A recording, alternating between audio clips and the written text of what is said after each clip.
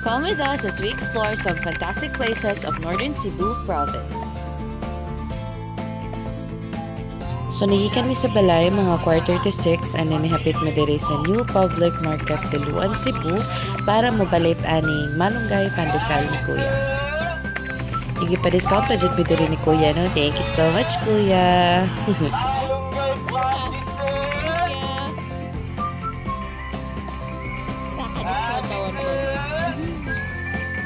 Ngayon ako siya pagpakaon if ever mag-drive si motor ba.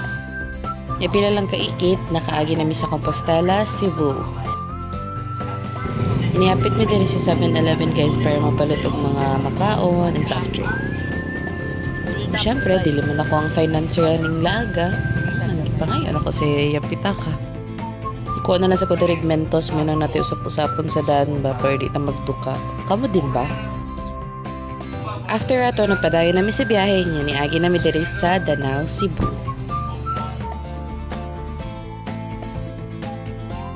If makaagi ka diring dapita, makaibaw dyan gano nga nanaka sa Danao, kay isa ni sa pinakadakong pabrika diri sa Danao, Cebu, ang Mitsumi.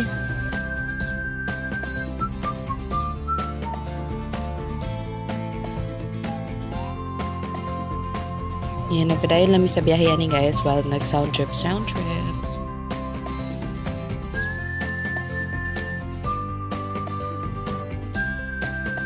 Yan, nakaagi na dayon mi sa munisipyo sa Carmen.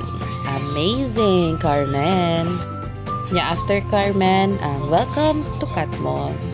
By the way, daghan kayo nice places sa dere sa Catmon. No? Daghang kay kaliguanan ng mga beaches dere. Isa na dira ang Hinagdan. So, visit ka. Then, taod-taod, naabot na namin sugod. Actually guys, our initial plan was to go to Banyan Spring of Tabugon, Cebu. However, nagka-change of heart si Bodix kay lagi sige na mi balik-balik dito. Mo nang waado na pud meron sa Tuburan, Cebu para i-visit ang ilahang pinakasikat sad na tourist destination, ang Blue Hole.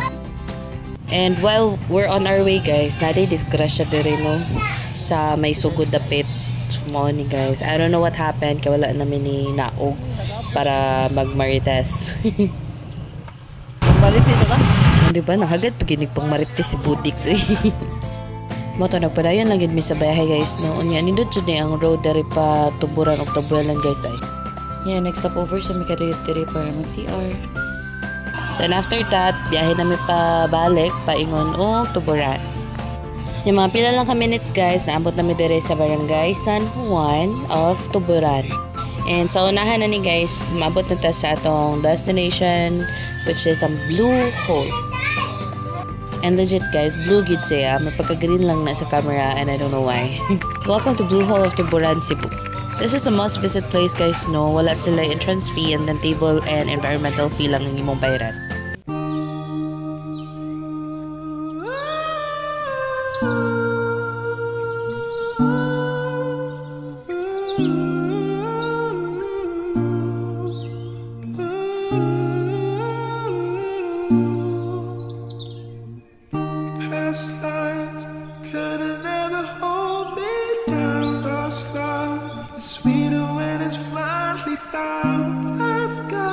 So if you love nature tripping, this place is a 10 out of 10. Mara dyan naka-reserve ang place guys. Kamera dyan ang tao na rin. Mga around 11 naman siguro na yung naabot lain. This was Bodix trying to jump sa water. Arte kaya nga voice over eh. Hugay yung sinilayat ani guys. Pwede ko pa-edit, pabuta kong pako.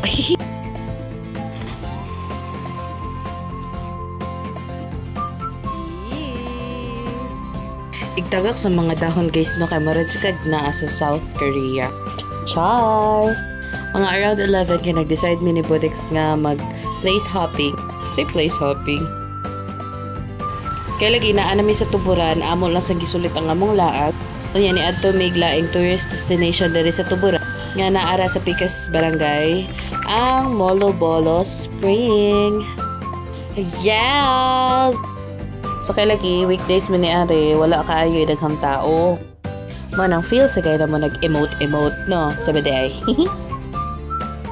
Wala na kayo pa video sa among stay dito no kay nalingaw na gid mi og langoy-langoy. As in, recommended kaayo ang place guys, 10 out of 10 set. If mo plan mag-visit sa duha ka places, try mo weekdays guys para mingaw. Kami na humanog place hopping guys, ni adto na pod mi og Maravillosa Beach of Tabualan, Cebu. Ito kapila namin nagbalik-balik diri sa Maravillosa Beach no, pero nindot gid gihapon siya ay. Ako ra ba?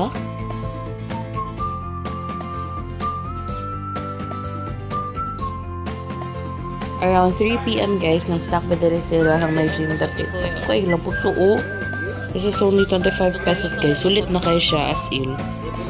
Moto, nag-snack namin ni Badoy yung mga fries, fishball, squid ball, and so on. Yan, ulan bito na siya kusog. Ay, my goodness.